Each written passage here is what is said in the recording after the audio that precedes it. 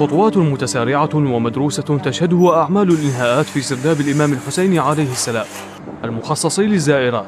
الذي تبلغ مساحته 1000 متر مربع،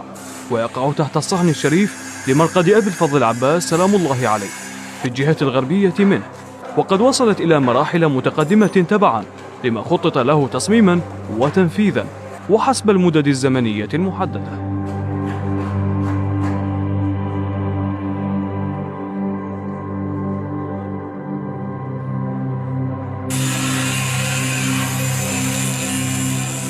الأعمال الحالية تجرى بمسارات عديدة، وذلك لأجل الانتهاء منه بأسرع وقت ممكن، أهمها تغليف السقف بالزجاج المقطع فنيا، وهي أعمال تحتاج إلى الدقة والحرفية في التنفيذ بحسب قياسات وأحجام وأشكال وألوان مختلفة ضمن التصميم المعد لهذا الغرض.